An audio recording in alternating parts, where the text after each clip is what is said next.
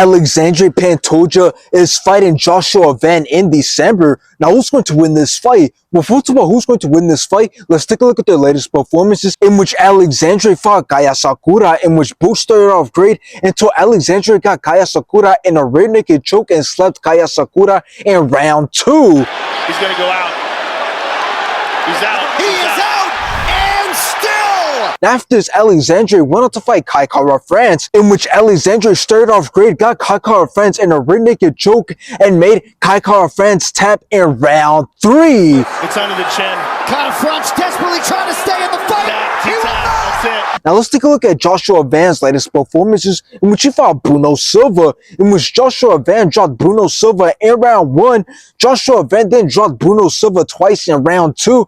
Joshua Van then put more punishment on Bruno Silva and the wrestling up and start the fight in round 3. Now after this, Joshua Van went on to fight Brandon Royval, in which both started out very fast, both went back and forth, both had some great shots and kicks until Joshua Van dropped Brandon Royval in round 3 and Joshua Van won by decision. Now, this fight being set to happen honestly pisses me off, but I expected it because after Joshua Van embarrassed and beat Brandon Royval, I knew he was going to be in a very good position to where he might be next for the title, and it turned out to be true. But now the reason I hate this fight is because I hate when fighters who don't deserve a title shot all of a sudden get to fight the champion, and everybody else who was already at the top now has to wait, and this just holds back the division. I understand that the division is pretty busy right now, as Manel Kape is set to fight Brandon Royval and Brandon Moreno is set to fight Tatsuro Taira, so the winners of those fights could end up possibly fighting the winner of this fight, but I still don't think it's right to just favor Joshua Van like that and give him this fight with Pantoja. But anyways, let's talk more about this fight. Well, here's the thing, although I hate this fight, I'm also very happy that it's happening, because at least we'll get to see Joshua Van, who is way too young and inexperienced, get exposed, embarrassed, and destroyed